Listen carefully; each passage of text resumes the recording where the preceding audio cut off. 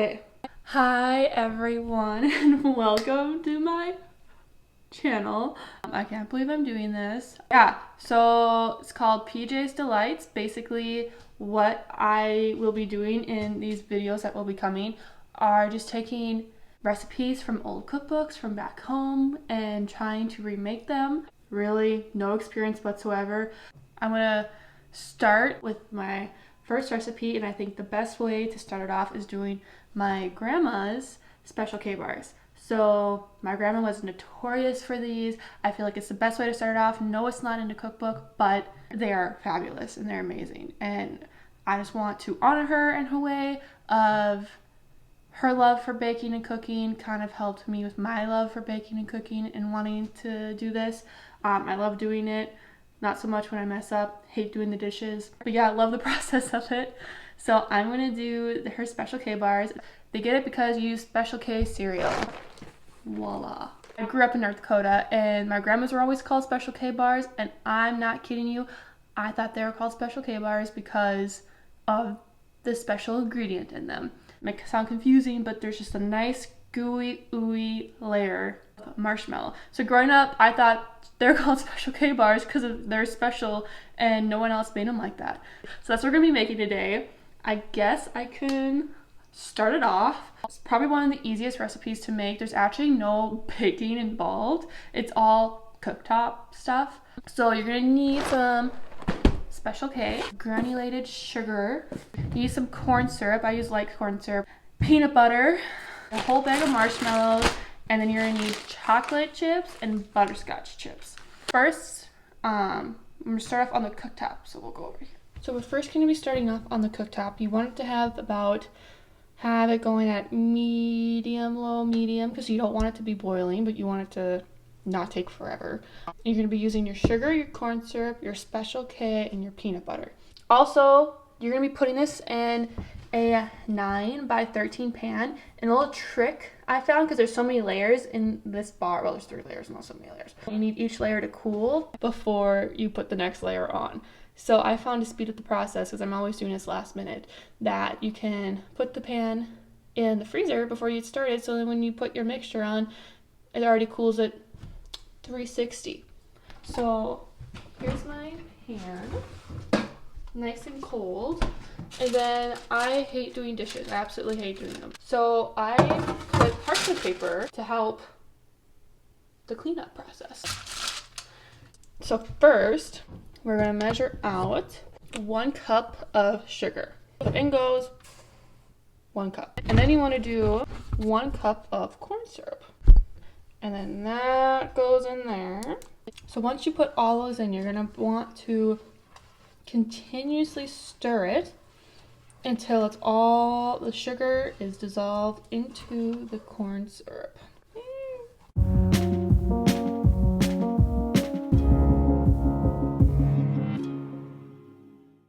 Once it gets to the consistency where it's pretty runny, and it looks like and it feels like all the sugar is granulated.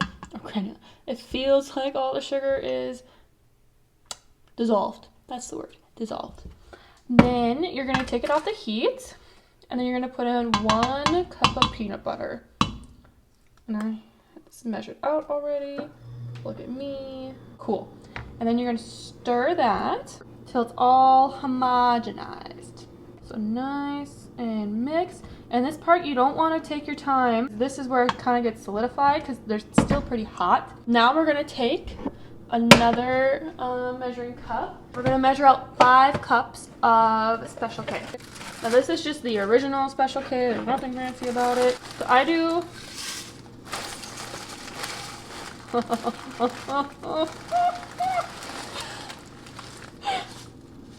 That's almost a cup. So I do about 3 cups, and then I stir this 3 cups together, just because when you put all 5 in, it's hard to stir, man. It is like, oh my gosh, I could just eat this. So that's what 3 cups looks like. It's very ooey gooey, like it probably will not hold its shape at all. 4, 5. And yes, I'm aware this is a liquid measuring cup. I don't care. And you want to just keep stirring till everything, there's like this peanut butter ooey gooey stuff on every little Special K. So good. I'm tired.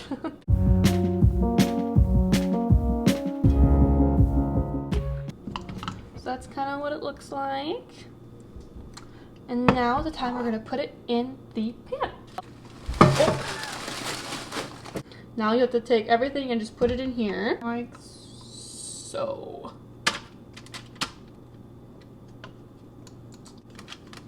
And this part you want to do kind of quickly because you don't want this setting in here like how it's falling. You want to be able to move it around. But an important part is to not push down on this because then it's going to get really hard. And some people have hard Scotch screws or Special K bars.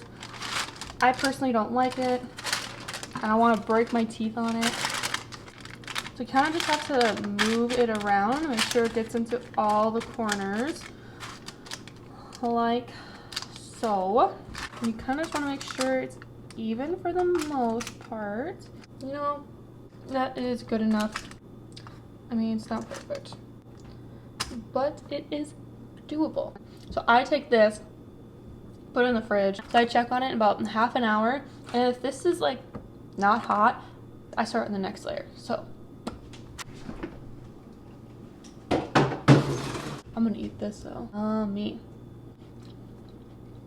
Oh, this is the best part. So good.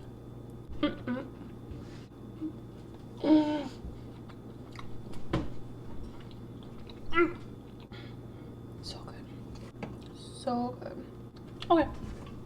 Now we're gonna do the next layer, which is the surprise layer, the special layer, the what is that layer, the white layer, the fantastic layer, the amazing layer, the one of a kind layer. It is the marshmallow layer. So I turn this up to medium, and then it's a whole bag of marshmallow. And you're gonna constantly stir this until it becomes nice and creamy. And then I read somewhere where if you put water in here, it melts easier and has a better consistency. I do that. I have no idea if that makes a difference. No idea. I also heard you should put Pam around this so it doesn't stick, but I did that and it became oily. So don't do that. So I just put a teaspoon in. Do you want this? You want it to be runny, but when you cool it, you want it to be like a fluff, almost like a marshmallow fluff. But don't buy the marshmallow fluff. Just do this. Trust me, it's worth it. There's a huge difference. So it gets burnt on the bottom, so that's why you want to make sure you're constantly stirring and getting the bottom.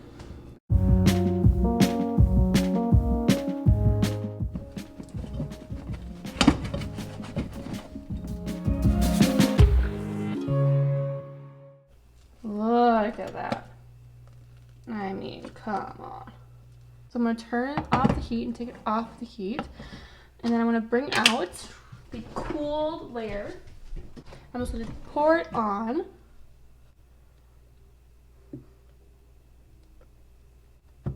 So this part you do want to do as fast as you can because the marshmallow, once it cools, it is so hard to move. And try to get into the corners as best as you can.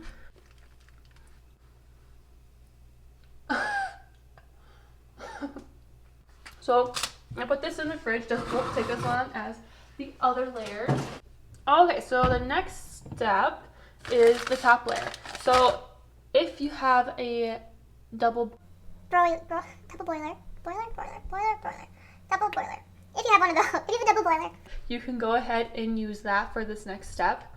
What's the next step again? So this next step, we're gonna be melting chocolate. When you microwave, you have a problem or a chance of burning the chocolate, and it's gross and it creates chunks. And once you do that, you can't go back. Like, you can't fix it. You would have to just throw it and start over again at the chocolate.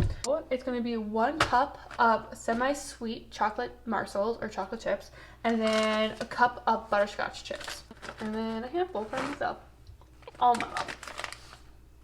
You're going to put it in the microwave for 15 seconds, and then you're going to stir it when it comes out, and then we're going to put in 1 spoonful of peanut butter. Now the peanut butter helps it to melt, I think. Helps it melt and like come together and taste right, and I don't know, there's something about putting a spoonful of peanut butter in it that just makes it Right. 15 seconds.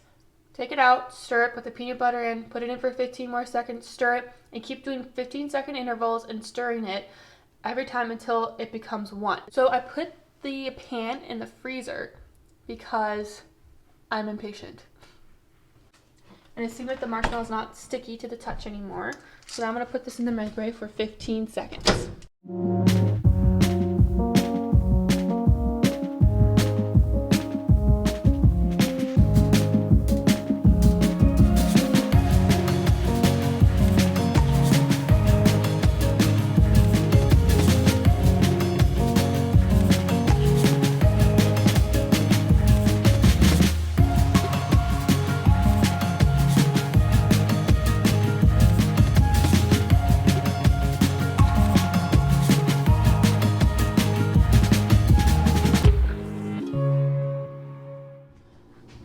Okay, so I did 3 50-second intervals, and then it wasn't quite seeming quite how I wanted to. Like right now there's still some chunks in there, so I'm just going to keep stirring as long as I can. So I put it back in for about 9 more seconds.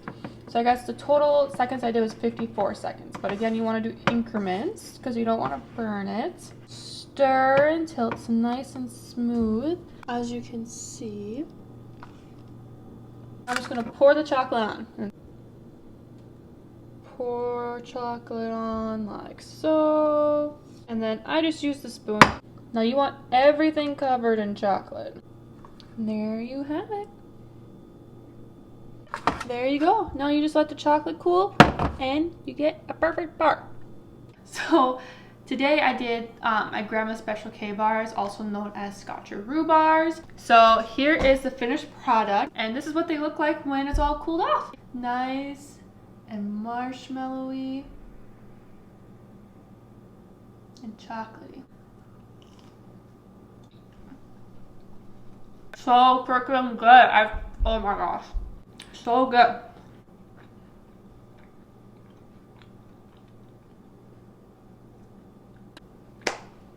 So if you liked what you saw, please go hit the subscribe button. Didn't think I would ever say that in my life. But yeah, if you want to follow me, I'm on Instagram as well as PJ's Delights. And yeah, if you want to keep coming back, I'm just going to be doing more and more recipes from old cookbook. Thanks everybody. Bye-bye. Bye-bye. Bye-bye. Bye-bye. Bye-bye. Bye-bye. Bye-bye. Bye-bye. Bye-bye. Bye-bye. Bye-bye. Bye-bye. Bye-bye. Bye-bye.